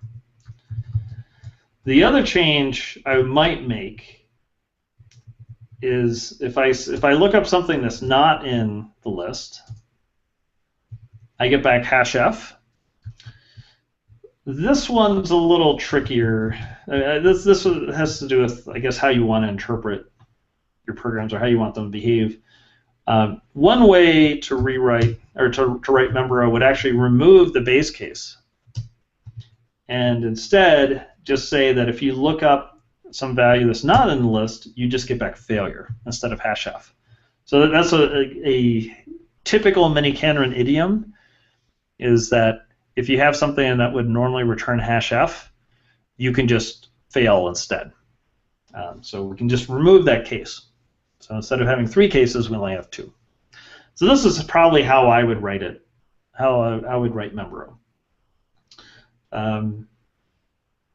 Okay, so that's another definition that we've seen going from scheme to miniKanren.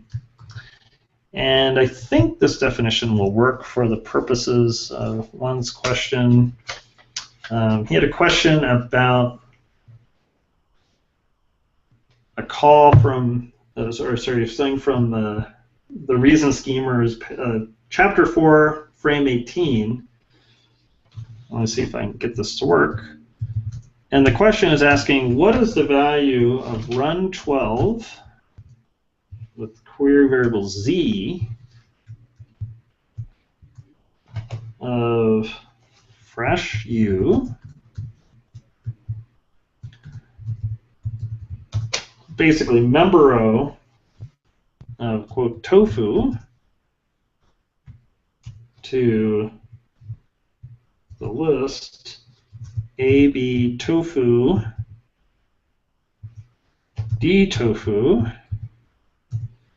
E dot Z is the variable to U.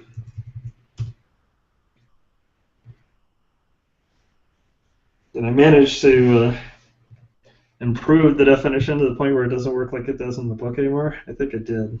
Oh, yeah. Okay. All right. So I'm getting a different answer back. So let's undo some of the changes I made to the member row and remove the disqualifying constraint, add back the hash F case. All right. Let me run the query again. There we go. Okay, so this is what you see in the reason schema, I think. It's going to be something very similar to this answer. Yep, the only difference is that in the third spot, there is no empty list, at least not in the book. Okay, if there's no empty list, okay, so maybe it doesn't have that base case, the hash F case. Let me just check real quick. Yeah, okay, so it's failing instead of returning hash F. Okay, so let me change it one more time. So this had to do with what we wanted to do in the case where L is empty. So in that case, in the book, we're just failing, which is the same as like unifying 5 with 6 or something that always fails. In that case, you can just remove the Condi clause entirely. Okay, so this is the version we have in the book, or equivalent to the version we have in the book. We don't have the disequality constraint here. We're not saying that A and X can't be the same. All right, so now if I run the test, okay, I think that should be equivalent. The ordering might be slightly different, but I think. Yeah, that looks. Okay. So this is, yeah. Okay, so that's the answer you get back from that query. Does that look right, Juan? Yeah, that looks okay. Okay. So what is it that you find strange about this answer? The third I think one. I know what it is. The third one, because I know I kind of understand where the first two zeros are coming from, but then the third one is like tofu and a pair of tofu and 0, and then like it goes to the second. That's the one that kind of confused me a little bit. Okay, so I think the easiest way to understand what's going on here is to print out a little more information. I think what makes it tricky is that we're looking at the value of Z as a query variable, right? And that's at the end of the list. What we can do, a little trick here, is we can actually, in addition, instead of looking at Z, or in addition to looking at Z, we could also look at the value of the entire list. Let's call it LS, okay? And so what I'm going to do is I'm going to actually pull this value of LS out and then use it here. Okay, so now we're going to see two pieces of information with this query. We're going to see the value of the entire list, including the value of Z, and then just the value of Z by itself. And with those two pieces of information together, hopefully it'll be a little easier to read. All right, of course it's longer, so we have to format this a little bit, make it easier. Okay. So the first thing in each answer is the value of Z. The second thing is the entire list. And here we go. All right, so let's look at the first answer, for example. Okay. So in the first answer, we're asking, our query is member tofu LSU. So we're trying to look up the symbol tofu in this list, and we want to know what the value of that call is. Actually, we're not displaying that. We're just saying it could be anything. It could be any fresh variable. We're not actually printing out the value of the resulting list. That we can promote. Okay. All right. So this is the value of LS in the first answer.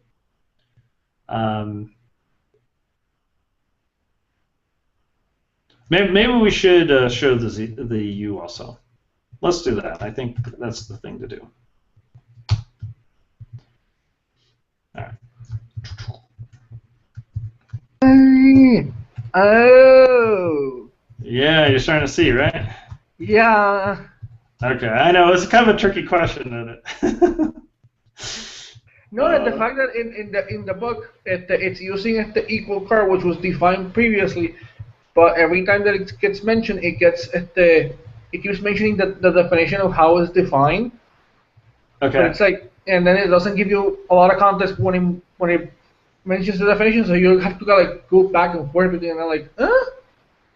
Yeah, that's one where you kind of have to use pencil and paper, and Yeah.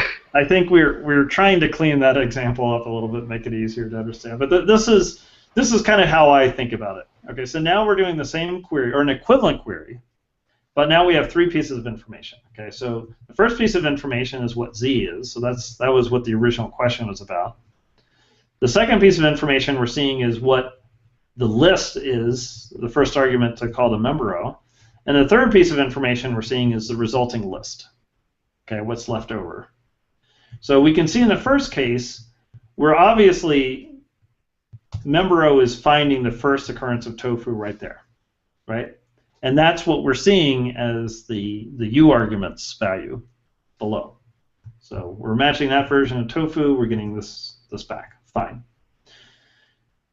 And in this case, Z, which is occurring at the end, it remains fresh, this is _0, because we found the value of tofu and we're just leaving the rest of the list the same. In the second case, we've managed to find the second version of tofu in the list.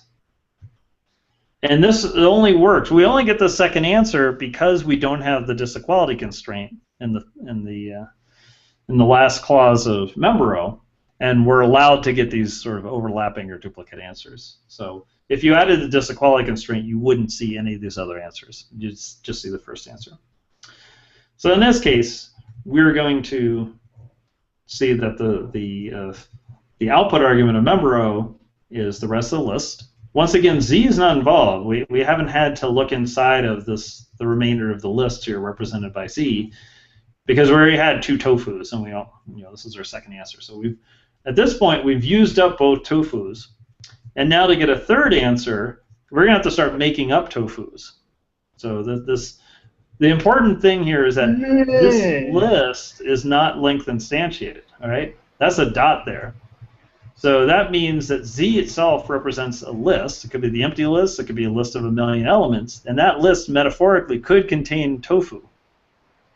Right? And if this list contains tofu, then there are extra answers. So what we're going to do is we're going to force Z to contain tofu. And that's exactly what we do. We say Z is a list whose first element is tofu and whose rest is, we don't care. All right? Yeah.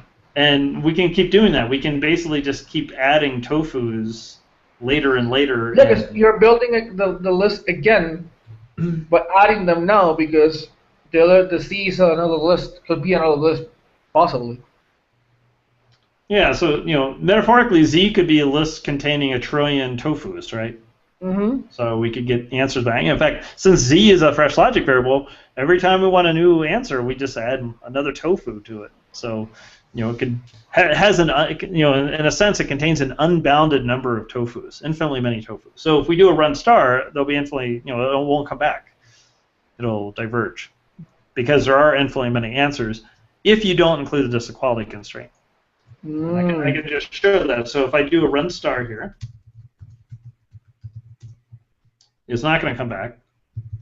I could do like a run 1,000 or something.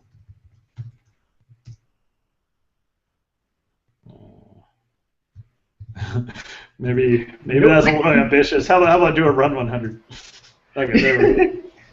Okay, so run 1,000 should come back, but it might take a minute. Anyway, but if I go back to my definition of member row, and I add the disequality constraint saying that X and A have to be different,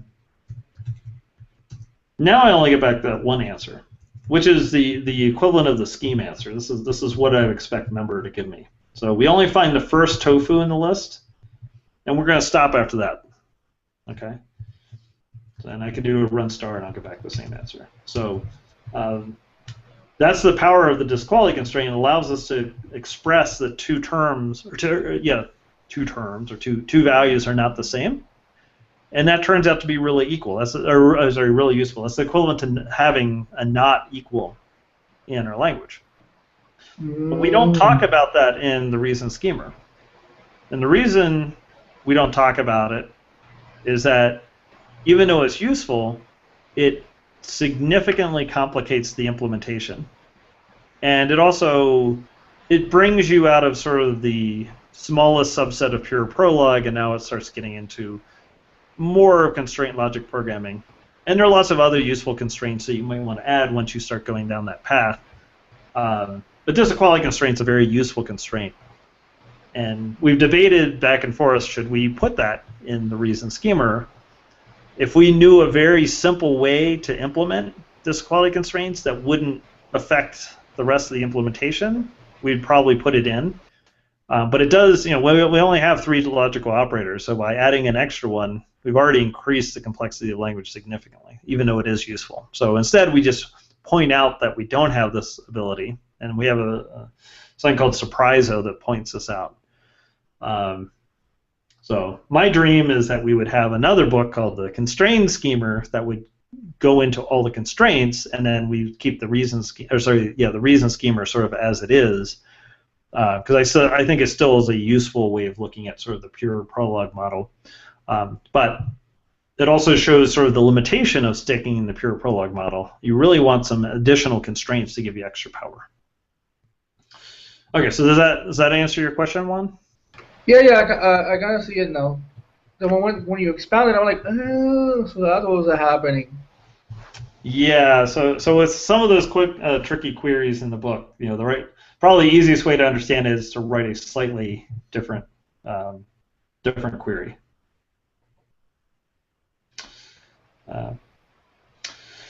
Okay, so we've pretty much hit 2 hours now. It's just after 3 o'clock, so I think this is probably a good stopping point. So we've written our first real miniKanren relations. Like I said, there are lots more we could talk about in terms of disequality constraints, in terms of appendo or membero. We could also talk about disequality constraints and implementation and all that sort of thing. But we've at least seen a couple of simple examples of relations and the flexibility of them, and also saw very briefly that this is really a type of theorem proving. There's a lot of things we can explore, even with very simple looking programs like appendo turn out to be very rich once you start digging into them a little more. So to give you a hint, as something I'd like to show later, if you take the relational scheme interpreter written in miniKanren, in case you've seen that in terms of coin generation or other things, you can actually define append as a scheme function inside of the relational scheme interpreter, and it behaves like appendo, even though you're writing it in scheme, not miniKanren. It actually runs backwards in the same way. You can put variables anywhere. It's really trippy. I mean, I guess it's sort of an obvious consequence, but what's not so obvious is that the divergence behavior is actually really good. So anyway, there are some really neat tricks you can play with append once you have a scheme interpreter written in miniKanren in a relational style. So it's lots of fun games to play with appendo. All right. So the other thing is this sort of concludes, I guess, the very intro material for an uncourse, and I'm hoping to make this more of an uncourse in the future and more interactive. So those are kind of like the minimal things we need to talk about to kind of get people up to speed. Now we can kind of go off in different directions and look at some more advanced aspects of relational programming. So if anyone has requests for next time, please let me know. Anyone has specific programs we want to write, if we want to do something like implement a paper, or if we just want to go through some of the exercises in reason schemer, or we could look at some miniKanren papers. I mean, that'd be one thing we could do. Or we could just go over all the steps in translating miniKanren to scheme. one thing that would be kind of interesting to do would be to actually try to automate as much as possible the translation from miniKanren scheme to miniKanren. I know Dan and a few of Dan's students have been working on this. We can look at their research. But anyway, at this point, I think we have enough to start doing fun things. Okay, is it all right? In the IRC chat, just before we finish, okay, Neverov asks, is it possible to control the way miniKanren does search? Good question. That's a very good question. I'm actually working right now with Michael Valentine on search-related changes to miniKanren. There's a paper in last year's Scheme workshop by Cameron Swords on something called rKanren, which is it's like a heuristic search. It's like an A-star search in miniKanren.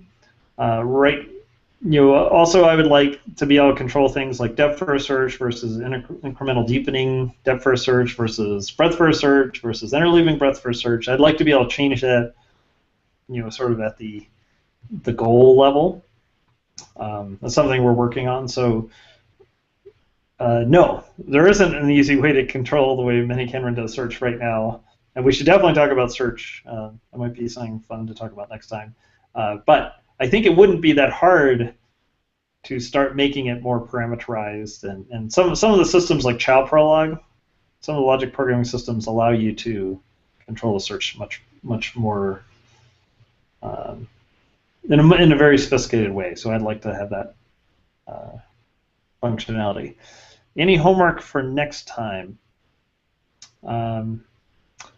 Okay, so homework for next time.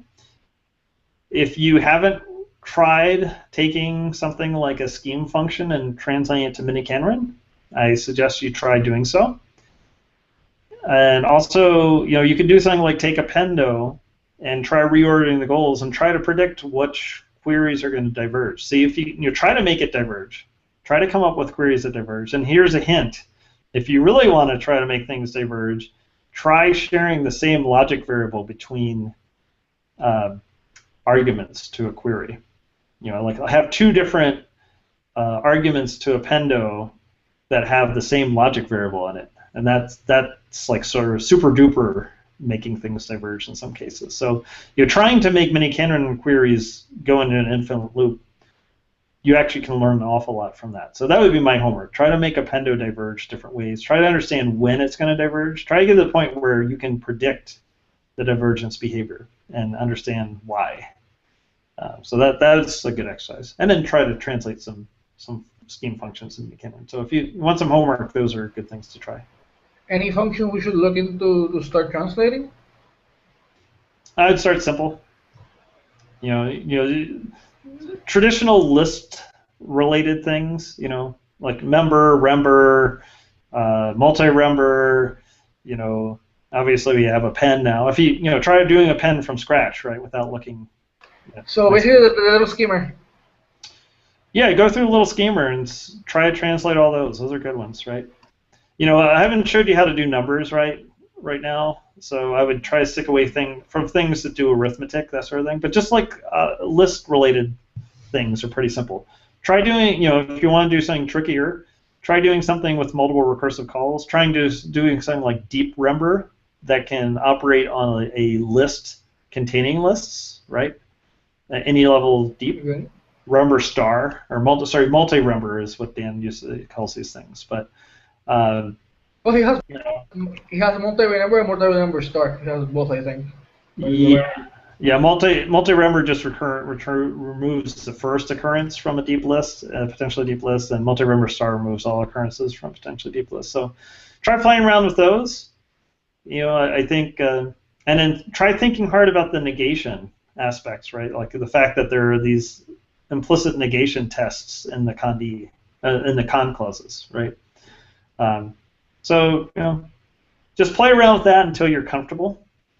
And if you're comfortable or have any questions, we can talk about next time, or we can start diving in deeper. And we can start playing around with relational interpreters if you want. I mean, depends on where you all want to go. The thing about relational interpreters is it requires some knowledge of how to write an interpreter. But we could look at Cato, for example, which is a little simple concatenative language. That's really simple. You don't really have to know anything about interpreters to understand how Cato works. So that might be kind of a fun example. Or maybe I was thinking, write a simple scheme interpreter and then translate it into miniKanren to see the whole process, which kind of like... Sure. Yeah, we could definitely do that. That might take... well, it depends how much depth we want to get into.